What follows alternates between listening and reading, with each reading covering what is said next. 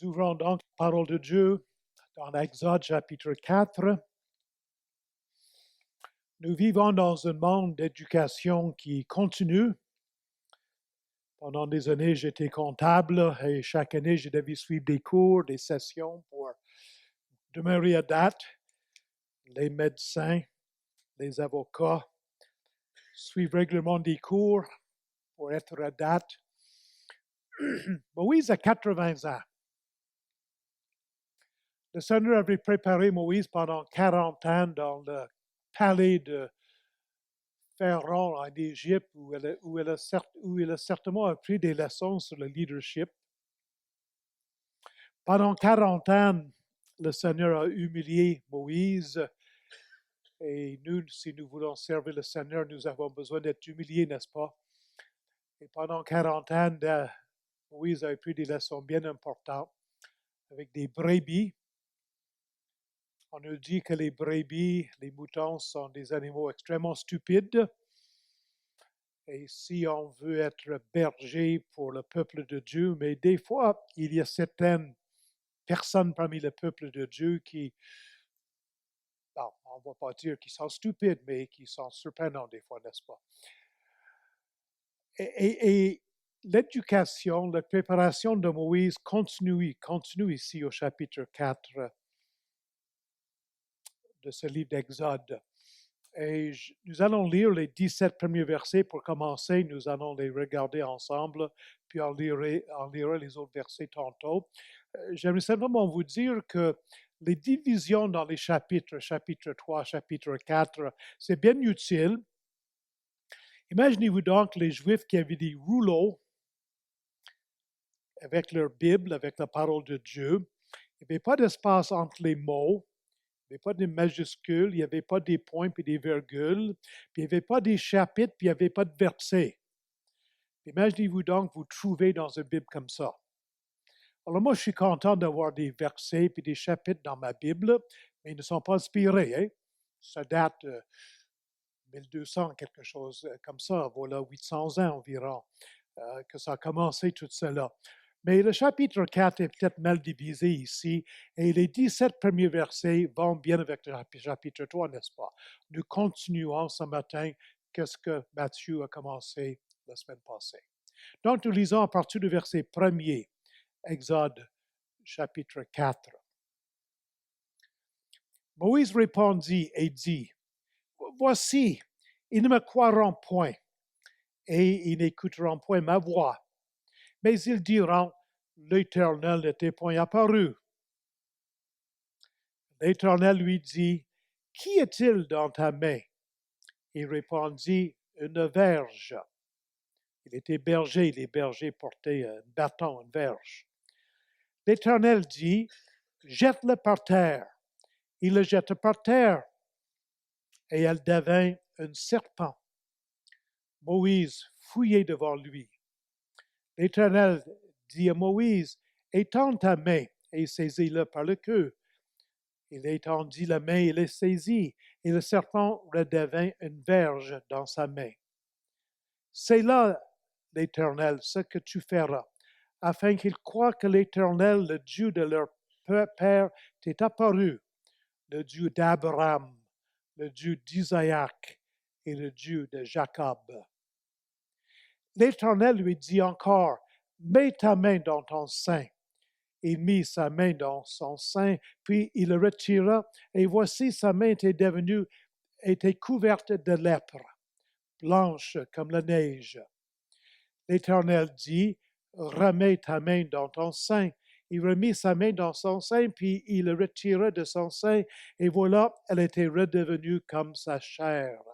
« S'il ne te croit pas, dit l'Éternel, et n'écoute pas la voix du premier signe, ils croiront à la voix du dernier signe.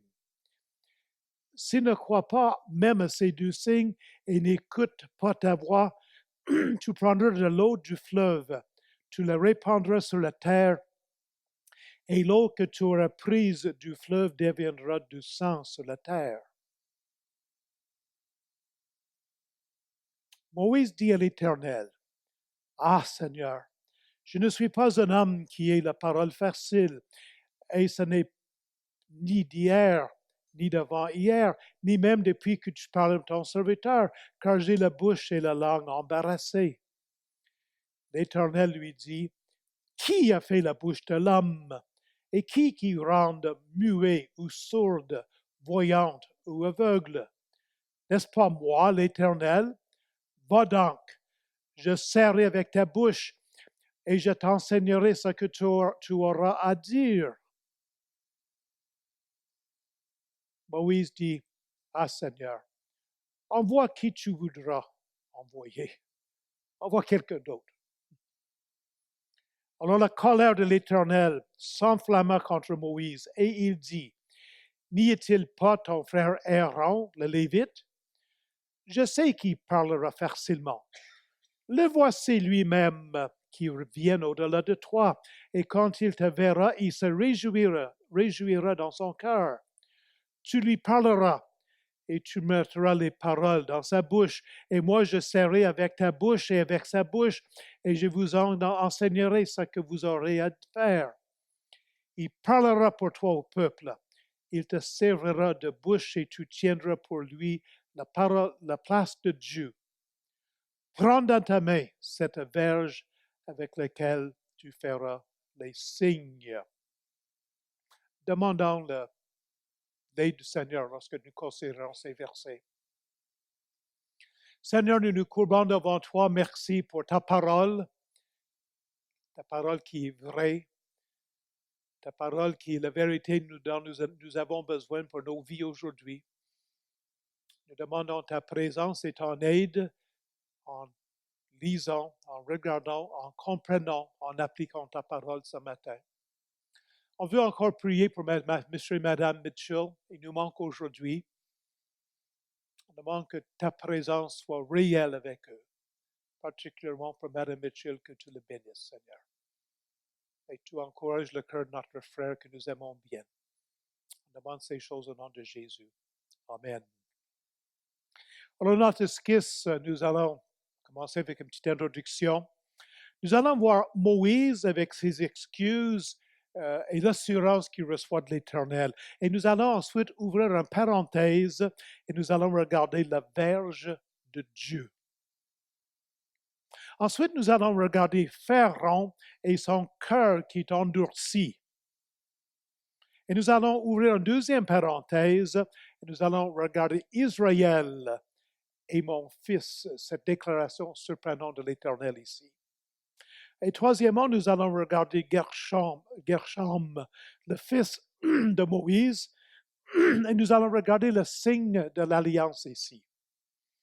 Et nous allons regarder ensuite Aaron et Israël, comment Dieu accomplit ses promesses. Et nous allons terminer par une conclusion des applications. En introduction, nous nous souvenons que le livre d'Exode se divise peut-être en trois. Dans les 15 premiers chapitres, nous avons l'Éternel qui délivre un peuple, le peuple d'Israël, de l'esclavage. Et dans les versets 16, dans les chapitres 16 et 24, Dieu fait alliance avec son peuple. Et il fait l'acquisition de ce peuple-là. Et dans les chapitres 25 et 40, l'Éternel construit une habitation pour demeurer au milieu de son peuple. Et le titre de notre série, c'est Une rencontre inattendue. Et mon message aujourd'hui, c'est Dieu prépare Moïse. Regardons donc d'abord Moïse et ses excuses et l'assurance qu'il reçoit. Vous savez que Moïse est encore devant le buisson ardent ici, hein? Et Dieu demande à Moïse de faire des choses difficiles. Ça peut arriver dans ta vie que Dieu te demande de faire des choses difficiles. Dieu dit, retourne vers ton peuple. Ça fait 40 ans qu'il n'a pas vu son peuple. Puis la dernière fois qu'il avait vu son peuple, il avait été rejeté. On lui a dit, est-ce que tu vas me tuer comme tu as tué cette Égyptienne? On lui demande de confronter les Égyptiennes. Il avait tué une de leurs citoyennes.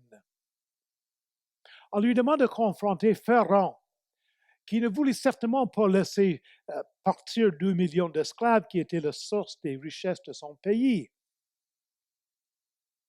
C'est facile pour nous de critiquer les réactions de Moïse, les excuses de Moïse. J'aimerais simplement vous suggérer que nous aurions probablement fait la même chose. Je sais que dans ma vie, j'ai fait ça moi aussi. La première excuse de Moïse, ils ne me croiront point et ils n'écouteront pas ma voix. Puis c'est quoi l'excuse de Moïse ici? Mais comme nous, très souvent, ils craignent de ne pas être acceptés. Nous avons ce besoin chez nous, et c'est certain c'est plus caché que chez les autres, mais nous voulons être acceptés. Et nous avons cette crainte d'être rejetés. Et des fois, ça nous limite dans notre témoignage parce qu'on a peur qu'on rise de nous ou bien qu'on nous rejette. Puis, c'est l'excuse de Moïse ici. Ils vont me rejeter. Et Dieu est patient avec Moïse ici, comme Dieu est ici patient avec nous souvent. Et Moïse donne 3 signes à Moïse. Il donne la verge qui devient serpent. Et il donne sa main à Moïse qui il met dans sa chemise, puis sa main sort avec la lèpre. Puis en passant, le mot lèpre en hébreu, c'est un mot assez général. Et c'est certainement une maladie de peau, mais pas nécessairement la lèpre telle que nous la connaissons aujourd'hui. Ça a existé certainement dans le temps, mais ce n'est pas nécessairement ça qu'il avait. Puis l'eau du fleuve, le Nil, qui est changé en sang, Dieu donne ces 3 signes à Moïse pour convaincre le peuple que Dieu l'avait envoyé. Attention ici. Une centaine d'années, et peut-être même 50 ans après ces événements, les Juifs ne fêtaient pas ces 3 signes-là. Des fois, nous pouvons chercher des signes. Certaines chrétiennes cherchent beaucoup de signes. Mais lisez les prophètes, lisez les psaumes, lisez les livres historiques, et ces signes-là, on n'en fait pas référence beaucoup. Pas important. Ils vont se souvenir de la sortie d'Égypte. Ça revient très régulièrement dans le reste de l'Ancien Testament. Ils vont se souvenir quand la mer Rouge a été partagée. Ils vont se souvenir quand leur pays a été conquis. Mais ces signes-là, ils ne s'en souviennent pas beaucoup. Et j'aimerais vous suggérer que Dieu nous a donné des signes à nous aussi. Nous aussi, nous avons des signes. Nous avons la croix. On n'a plus le droit de la porter dans les écoles, mais voilà. Bon. De toute façon, je ne suis pas un gars qui porte une croix. Notre croix, c'est la Pâque, n'est-ce pas? C'est notre signe. Il y a la résurrection qui est un signe formidable. Il y a le baptême qui est un signe. Il y a la table du Seigneur qui est un signe. Alors, ne cherchons pas encore des signes, on n'en a pas besoin. Dieu nous a déjà donné nos signes. La deuxième excuse de Moïse, il dit, je ne suis pas un homme qui a la parole facile, j'ai la bouche et la langue embarrassée. Je le comprends bien, ça fait presque 55 que je parle français, puis je casse encore le français, vous ne l'avez pas remarqué, hein, mais ouais. Vous pouvez vous consoler en sachant que je casse aussi l'anglais, puis une ou 2 autres langues aussi, alors voilà. Comme nous, très souvent, Moïse ici, il craint de manquer de compétences. Je ne suis pas capable. Je ne suis pas capable. Et encore une fois, Dieu est très patient avec Moïse, puis il le rassure. Il dit, c'est moi qui ai créé ta bouche. Je vais aller avec vous, puis je vais vous donner les paroles qu'il faut dire. Quelle assurance, quelle assurance. Chers amis, quand Dieu nous appelle, il nous équipe.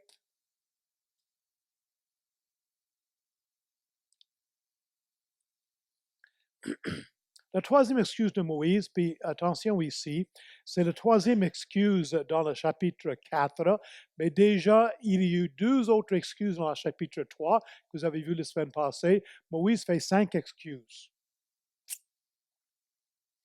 Et il dit, « Ah Seigneur, envoie quelqu'un d'autre. Je ne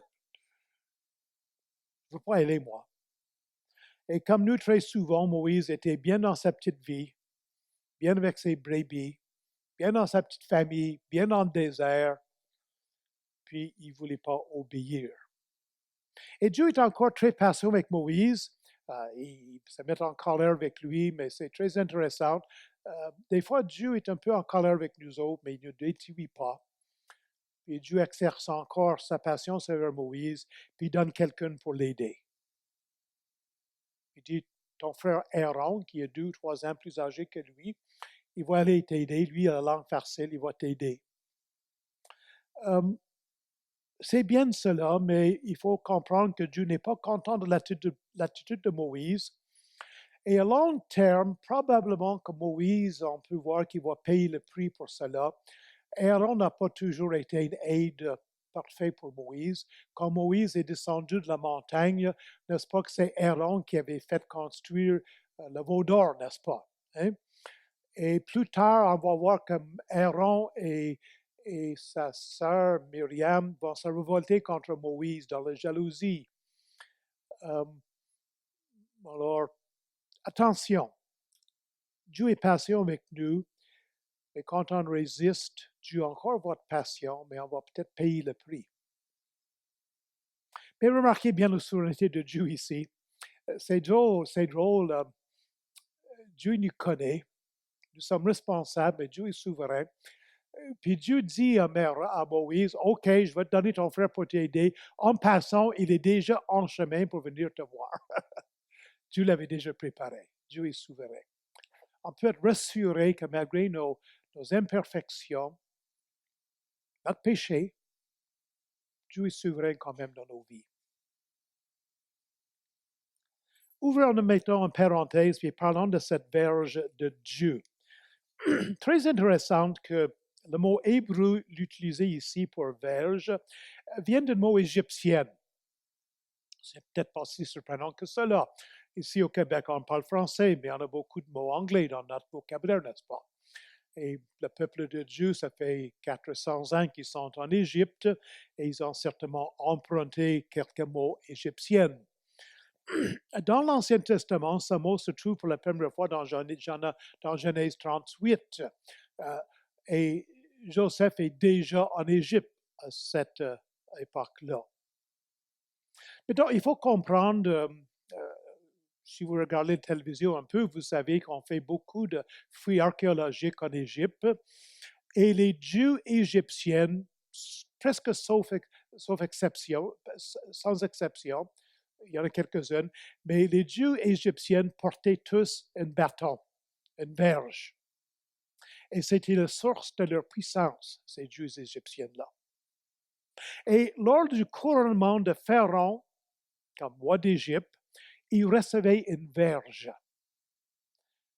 Bon, nous sommes au Québec, notre reine, c'est Élisabeth II, n'est-ce pas? J'espère que vous respectez votre reine, même si c'est le Saint Jean-Baptiste aujourd'hui. Hein? Le 1er juillet, vous pouvez respecter Sa Majesté Élisabeth. Elle reçoit une couronne lors de sa couronnement, mais Pharaon recevait une verge. Et dans les images et les inscriptions égyptiennes, Pharaon est représenté presque toujours avec une verge. Nous verrons dans notre étude du livre de l'Exode, puis je suis certain que ceux qui vont enseigner les chapitres à suivre vont mettre une certaine emphase sur cela, que les signes et les plaies attaquent les dieux d'Égypte. Un excellent petit livre que je possède depuis un certain temps, Against the Gods, contre les dieux, qui explique que chaque chose que Aaron et Moïse fait, chaque plaie contre le peuple, les displays contre l'Égypte, chacun attaque un des dieux d'Égypte. Okay? La verge est un symbole de l'autorité, de leadership et de la puissance des dieux égyptiens. La verge est un symbole de la puissance, le leadership de Pharaon lui-même. Et voici 2 leaders juifs qui possèdent une verge qui va humilier puis va vaincre les Égyptiens. Et au chapitre 7, n'oublions pas que vous allez voir, on va le voir plus tard, la verge d'Aaron va engloutir les verges des Égyptiens. Vous vous souvenez de cette partie de l'histoire?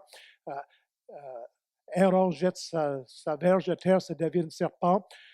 Les magiciens égyptiens font la même chose, mais la verge d'Aaron va manger la verge des Égyptiennes.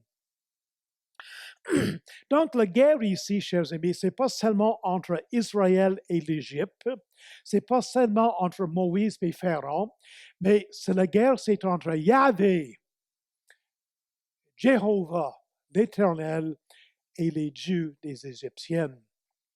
Et juste pour anticiper un peu, le troisième signe qui est donné à Moïse, l'eau du fleuve qui change en sang, attaquait aussi l'un des dieux importants des Égyptiennes et préparer le premier plaie. Le premier plaie, n'est-ce pas, c'est que l'eau du Nil a été changée en sang. Et il faut réaliser que le Nil était si important pour l'Égypte. Quand je voyage au Congo, des fois, je prends un avion qui se rend jusqu'à l'Ouganda. Et je prends l'avion jusqu'à Amsterdam ou Bruxelles, des fois Paris. Puis je prends l'avion qui va dans la Méditerranée, qui coupe sur l'Égypte et qui suit le Nil pendant des milliers de kilomètres. Je suis dans les airs, je regarde en bas et tu vois le fleuve, le Nil. Et c'est un désert, du sable partout. Mais pour environ 10 kilomètres chaque côté du Nil, c'est vert. Magnifique. Je suis le Nil. Le Nil, l'Égypte existe à cause du Nil. Chaque printemps, les eaux, le cru des eaux inonde le pays puis le fertilise. Et les Égyptiens adoraient le Nil. Chaque matin, Pharaon allait au Nil pour se baigner. Vous avez l'histoire de Moïse dans sa petite arche, puis la fille de Pharaon vient se baigner dans le Nil, n'est-ce pas? On adorait le Nil, c'était leur Dieu. Et voici, quand Moïse change l'eau du Nil dans du sang, il attaque un des grands dieux des Égyptiens ici. Deuxième grand point, Pharaon, le cœur endurci. Dieu dit, Pharaon était le souverain absolu de la nation la plus puissante et la plus développée du monde. Des fois, on regarde notre premier ministre du Canada puis notre premier ministre du Québec, puis on se pose la question, est-ce que cette personne-là pense qu'ils sont le dictateur absolu? Mais non. Mais Pharaon l'a été, par exemple.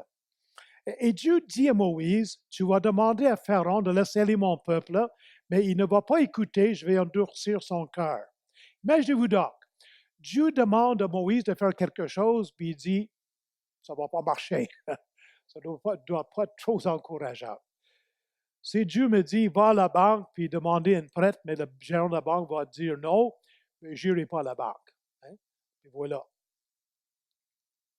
Et plus tard, nous lisons que Pharaon a endurci son propre cœur. Alors Dieu dit, je vais endurcir son cœur, puis nous lisons que Pharaon a endurci son propre cœur. Et lequel de ces deux déclarations est vrai? Ça peut être confus un peu. Qui y endurcit ce cœur-là? Est-ce que c'est Pharaon lui-même ou c'est Dieu? Puis là, on peut se poser la question, est-ce que Dieu est juste en jugeant Pharaon quand c'est lui-même qui endurcit son cœur? C'est-tu faire ça? C'est-tu correct ça? Dieu endurcit le cœur de Pharaon, puis après ça, il le juge parce qu'il a le cœur endurci. Qu'est-ce que vous en dites? Paul va poser les questions dans Romains, n'est-ce pas? Et moi, je suis très contente que cette question-là, on va la voir en plus en détail dans les semaines à venir, puis je suis bien content que ce n'est pas moi qui vais le faire. Je vais laisser ça à Mick ou à Mathieu, je ne sais pas qui. Mais rappelons-nous au moins de ceci. Pharaon et le peuple d'Égypte étaient de terribles idolâtres. Vous aurez des difficultés à concevoir combien d'idoles qu'il y avait en Égypte. Ils adoraient les insectes, tous les animaux, les arbres, le fleuve, les astres. Il n'y avait rien qu'ils n'adoraient pas excepté le vrai Dieu. Idolâtres depuis des siècles, depuis des millénaires. Puis ils avaient exposé la vérité à l'époque de Joseph. Ils savaient qui était le vrai Dieu. Ils étaient responsables d'avoir rejeté le vrai Dieu. Romains chapitre 1er décrit au moins en partie l'histoire de l'Égypte. rejettent la connaissance du vrai Dieu. Puis en plus, ils abusent terriblement le peuple de Dieu. Ils les réduisent à l'esclavage, puis n'est-ce pas, c'est triste. Vous qui êtes parents de bébés, imaginez-vous donc obligés de donner votre bébé aux soldats égyptiens pour qu'ils tuent. Quelle méchanceté! Dieu avait été patient pendant des centaines d'années, des milliers d'années avec l'Égypte, mais il va maintenant les juger. Puis Dieu est juste en les jugeant. Dieu est souverain, mais les hommes sont responsables. Okay? Je laisse à d'autres personnes, dans d'autres chapitres où c'est développé un peu plus, développer ça davantage. Nous arrivons maintenant à notre troisième point, Gershom, le signe de l'alliance. Excusez, nous sommes rendus à cette deuxième parenthèse. La parenthèse Israël est mon fils. Puis j'aimerais ça qu'on le regarde dans le verset 22. Surprenant ici le verset 22. Tu diras à Pharaon, ainsi parle l'Éternel, Israël est mon fils, mon premier-né. Je te dis, laisse aller mon fils pour qu'il me serve, et si tu refuses de le laisser aller, voici, je ferai périr ton fils, ton premier-né. Pharaon, Israël, c'est mon premier-né. Et si vous maltraitez mon premier-né, je vais maltraiter ton fils. Et n'oublions pas que le deuxième des plaies est anticipé ici. Le deuxième des plaies contre les Égyptiens, c'était quoi? Le premier-né qui est mort, n'est-ce pas? Y compris le premier-né de Pharaon. Dans la Bible, il y a certains thèmes qui reviennent régulièrement. Et le thème de l'adoption de fils est peut-être l'une des idées centrales dans la Bible. Chers amis, depuis toute l'éternité, l'un des buts de Dieu, et peut-être dans la parole de Dieu, je vais oser dire un des buts les plus importants, si j'ose essayer de dire je comprends les voies de Dieu. Avec humilité, je dis simplement un des buts importants de Dieu, c'est que Dieu a décidé depuis toute l'éternité, il a décrété depuis toute l'éternité de créer une race de fils qui serait comme son fils, qui serait héritier et co-héritier avec son fils, qui ressemblerait à son fils. Puis ça, chers amis, c'est moi et c'est toi. Quel privilège. Et nous sommes fils par adoption. Ça, c'est un des grands thèmes. Et voici la première fois où nous trouvons cette vérité dans la Bible. Très intéressant. Presque une excursion ici, c'est presque une parenthèse. Il y a en effet trois fois que cette idée de fils revient à travers la Bible. Et la première fois, c'est ici. Israël est mon fils. Et le deuxième, c'est quoi? Mais c'est Jésus. Jésus est baptisé. Puis la voix se fait entendre des cieux. Voici mon fils bien-aimé en qui j'ai mis toute mon affection. Et le troisième, mais c'est nous. Nous sommes ses fils. Alors, nous avons cette idée présentée en trois étapes, si vous voulez. Chers amis, Israël, comme fils de Dieu, n'a pas respecté leur appel et leur position. Et Dieu les a écartés. Et on peut comprendre ça différemment. Pour moi, Israël est écarté au moins jusqu'au retour de Jésus. Moi, je vois encore un avenir pour l'Israël. Vous pouvez ne pas être d'accord avec cela. Jésus, comme fils de Dieu, a été le fils parfait, obéissant, qui a accompli tout ce que Dieu voulait qu'Israël soit. En effet, une des raisons que Jésus est venu, des fois nous sommes anthropocentriques. Nous sommes très centrés sur l'humanité, sur nous, nos besoins. Et c'est vrai que Jésus est venu pour nous sauver. Mais l'une des raisons importantes pour lesquelles Jésus est venu, c'est que Jésus est le deuxième Adam. Il est le deuxième fils aussi. Tout ce qu'Adam n'a pas fait comme faut, Jésus l'a fait. Parce que Dieu a voulu accomplir ses buts. Et Israël n'a pas été le fils qu'il fallait, mais Jésus était le fils parfait et obéissant. Et nous, hommes et femmes, même si vous êtes une femme, vous êtes aussi fils, vous comprenez bien. Nous sommes fils de Dieu parce que nous sommes en Christ. On n'est pas meilleurs qu'Israël, nous autres. Hein? On n'est pas plus obéissants qu'Israël. Mais nous sommes en Christ. Et le Père qui écrit des cieux, celui-ci est mon Fils bien-aimé, en qui j'ai mis toute mon affection, il nous voit en Christ, c'est notre position. Et Dieu nous regarde avec la même affection qu'il a pour son Fils Jésus. Où est-ce que vous saisissez ça? Est-ce que vous réalisez que Dieu regarde son Fils Jésus, puis il aime, puis il vous regarde, puis il vous aime autant? Est-ce que vous réalisez le privilège que vous avez? Est-ce que vous vivez selon ce privilège-là? Troisième point, Gershom, le signe de l'alliance. Voici un passage difficile, nous allons le lire au verset 24. Pendant le voyage, en un lieu où Moïse passait la nuit, l'Éternel l'attaqua et voulut le faire mourir. Séphora, son épouse, prit une pierre aiguë, coupa les prépuces de son fils et le jeta aux pieds de Moïse, la circoncision, en disant, « Tu es pour moi un époux de sang. » Et l'Éternel le laissa. C'est alors qu'elle dit, « époux de sang » à cause de la circoncision. Effectivement, un passage difficile.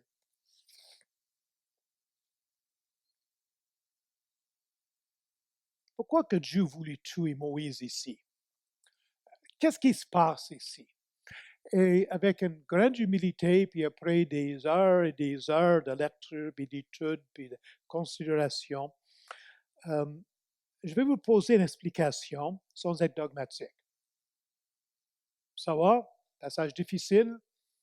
Je vous donne mon explication. Mais j'ai bien envie de poser la question à Moïse quand je vais être rendu au ciel. Hein? Je crois que c'est plutôt le fils aîné de Moïse, Gershom, que Dieu voulait tuer ici.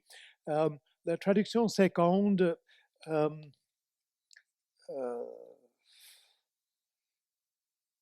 nous dit ici clairement que dans la traduction seconde, ça paraît que c'est Moïse qui doit tuer, mais dans l'original, c'est le prénom qui est utilisé. Dieu voulait lui tuer. La grande question dans le passage, lui, c'est-tu Gershom ou est-ce que c'est Moïse? Okay? Et je reviens à mes notes, excuse. Le passage ne dit pas que c'est Moïse que Dieu a attaqué, c'est le pronom lui qui est utilisé. Et je crois que c'est plutôt le fils aîné de Moïse, Gershom, que Dieu voulait tuer. Gershom, c'est le fils qui est né à Égypte dans le désert, qui est né à Moïse dans le désert. Son nom veut dire séjourner, pèlerin, hein, parce que Moïse était un pèlerin dans le désert. Et dans le contexte ici, au moins, il y a une chose qui est claire, c'est que Gershom n'était pas encore circoncis. Il semblerait que chez les Madianites, et on réalise que les Madianites, c'était le peuple avec qui Moïse avait été hébergé pendant ses 40 ans dans le désert. Son beau-père venait de cela, probablement un descendant d'Abraham par son fils. C'est qui le fils qu'il a eu après que Sarah est mort? En tout cas, c'est pas grave. Peut-être qu'ils craignaient l'Éternel, elle n'est pas certaine, mais ils avaient l'habitude de circoncire les garçons lorsqu'ils étaient devenus adultes chez ce peuple-là. Et c'est certainement possible que Moïse, qui était élevé dans le palais de Pharaon, avait tout simplement négligé de circoncire son fils. C'est bien possible, cela. Mes chers amis, la circoncision était le signe de l'alliance que Dieu avait fait avec Abraham. Et Dieu va maintenant renouveler cette alliance avec son peuple dans un certain sort. Et Moïse ne peut pas conduire le peuple de Dieu sans obéir lui-même au Seigneur. Ne pensons pas que nous pouvons être leaders et conduire le peuple de Dieu. Puis, excusez-moi, je m'en fous bien que ce soit comme parents avec vos enfants, à l'école le dimanche avec un groupe de jeunes, comme ancienne ou ancien dans l'Église locale, que ce soit dans un rôle quelconque de leadership, ne pouvons pas exercer le leadership sans obéir nous-mêmes au Seigneur. Et voyez-vous, le Seigneur prépare Moïse ici. Tu vas conduire mon peuple, mais tu vas commencer par m'obéir, toi. Comment voulez-vous que le peuple de Dieu m'obéisse si le leader ne m'obéisse pas? C'est solennel, hein? Maintenant, il n'est pas clair ici que Séphora était vraiment en colère. On lit ici dans le texte, puis on a l'impression qu'elle est vraiment choquée avec Moïse, puis elle fait la circoncision, puis elle jette le morceau de chair comme ça en colère, puis elle dit à son mari, t'es des miennes sanglantes. Mais c'est pas clair cela. Il est possible qu'elle exprime seulement sa compréhension que suite à la circoncision, quand son fils est maintenant sous l'alliance. Mais de toute façon, si les détails sont difficiles à comprendre ici, la leçon est claire. La leçon, c'est que pour servir Dieu, il faut être obéissant. Je me permets de faire une petite excursion qui n'est pas dans mes notes. À toutes les fois que Dieu inaugure quelque chose de nouveau, ou presque toutes les fois, il y a un jugement exemplaire. Par exemple, au début de l'Église, Dieu va prendre la vie d'Anias et Saphira, n'est-ce pas? Est-ce que Dieu prend la vie de chaque personne qui a raconté un mensonge dans l'Église de Shawinigan-Sud? Bon, c'est la fin de semaine de Saint-Jean-Baptiste. Il y a beaucoup de monde à l'extérieur, mais je pense qu'il manquera beaucoup de personnes ici aujourd'hui, et peut-être même le prédicateur, s'il fallait que Dieu nous tue à toutes les fois qu'on disait un petit mensonge, n'est-ce pas? Lorsque Dieu a inauguré l'adoration dans le tabernacle, il a pris la vie des deux fils d'Aaron, n'est-ce pas? Et souvent, on va voir ça à travers les Écritures. Je donne deux exemples. C'est que Dieu commence quelque chose, une nouvelle relation avec son peuple. Il fait quelque chose d'extraordinaire. Il fait un jugement exemplaire. Et ça doit nous donner une certaine crainte de l'Éternel, de réaliser que Dieu est Dieu. Et il veut être respecté, puis il veut qu'on l'obéisse. Et à travers sa patience avec Moïse, il est aussi un Dieu qui juge le péché et qui exige d'être l'obéissance. Okay?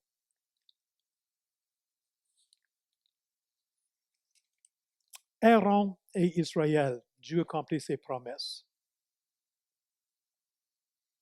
La fin de ce chapitre devait nous rassurer devant les difficultés dans le service du Seigneur. On va prendre le temps de lire. Hein? Verset 27.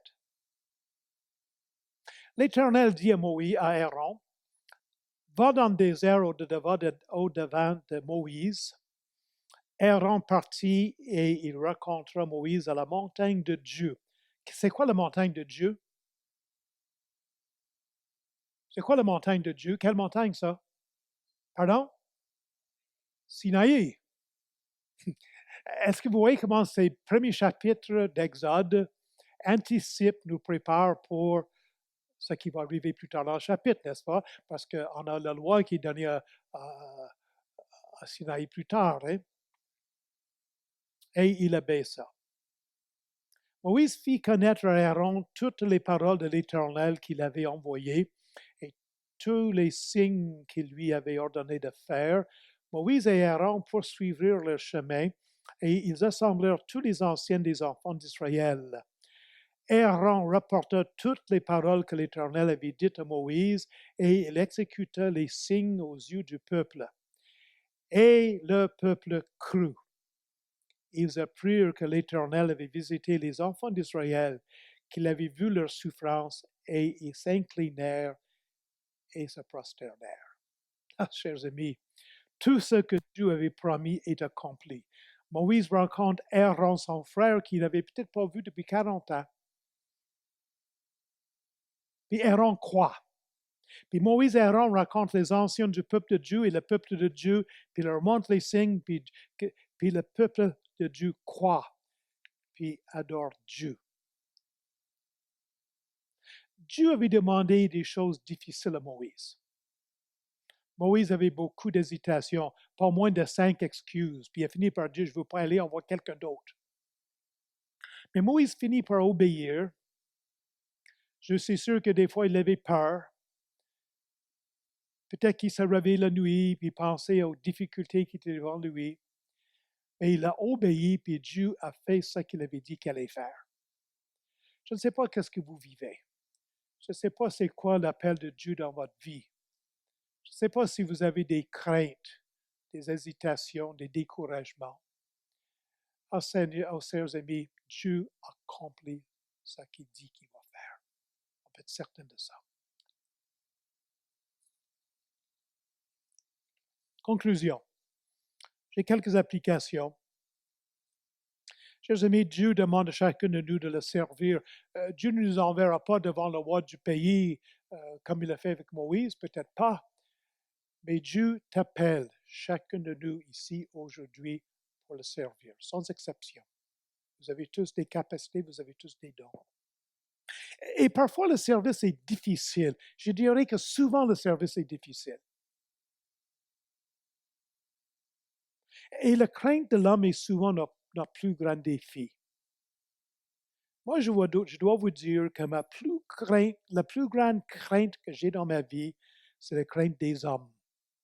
La Bible a beaucoup à dire sur cela. La crainte de l'homme nous amène au péché. Je pense à Pierre qui a refusé de manger avec les incirconcis, puis que Paul a dû le reprendre. Même le grand apôtre Pierre, la crainte de l'homme l'a souvent fait trébucher, pécher. Il a renié son Seigneur 3 fois. Il a blasphémé à cause de la crainte de l'homme. Moïse avait la crainte de l'homme. Et par la crainte de l'homme, on désobéit souvent au Seigneur. Il faut décider si nous allons craindre plus les hommes ou Dieu. Il faut prendre cette décision-là. Dieu est loin. Les hommes sont devant nous. Malgré cela, il faut craindre Dieu. Travailler une autre leçon, travailler en équipe nous fortifie et nous donne courage. Moïse n'a pas rencontré le peuple de Dieu, les anciens du peuple de Dieu. Plus tard, il va rencontrer Pharaon, pas seul, mais avec Aaron. Êtes-vous quelqu'un qui veut vivre votre service chrétien et votre vie chrétienne toute seule? Bien dangereux. Bien dangereux. Jésus a appelé 12 disciples, puis quand il les a envoyés pour évangéliser, il les a envoyés 2 par 2. Apprenez tôt dans votre expérience et votre service chrétien de travailler en équipe. Puis travailler en équipe, il faut payer le prix parfois. Pas toujours facile. Sixièmement, Dieu est avec nous quand nous le servons. La présence du Seigneur. Septièmement, Dieu nous équipe et nous prépare pour son service. Dieu a pris plus de 80 ans pour préparer Moïse pour son service. Il y a un peu d'espoir pour moi. Je vais voir 72 ans bientôt. J'ai un peu d'espoir qu'un jour, je vais être préparé pour le service du Seigneur. Dieu nous prépare. Puis enfin, je répète ce que j'ai dit tantôt, l'obéissance est un prérequis au service. Est-ce que vous luttez avec ça? Avez-vous quelque chose dans votre vie, une désobéissance quelconque? Réglez ça. Réglez ça. Seigneur, nous nous courbons devant toi. Merci pour ta parole. Merci pour cet homme Moïse que tu as appelé, que tu as protégé lorsqu'il était tout petit bébé, que tu l'as conduit dans le désert, que tu l'as conduit dans le palais, que tu as utilisé malgré ses faiblesses. Et nous avons des grandes faiblesses et tu daignes nous utiliser nous aussi. Et nous crions vers toi, Seigneur. Aide-nous à être obéissants. Aide-nous de te craindre plus que de craindre les hommes, Seigneur. Nous nous donnons à toi. Nous acceptons de t'obéir et te servir. Au nom de Jésus, nous prions.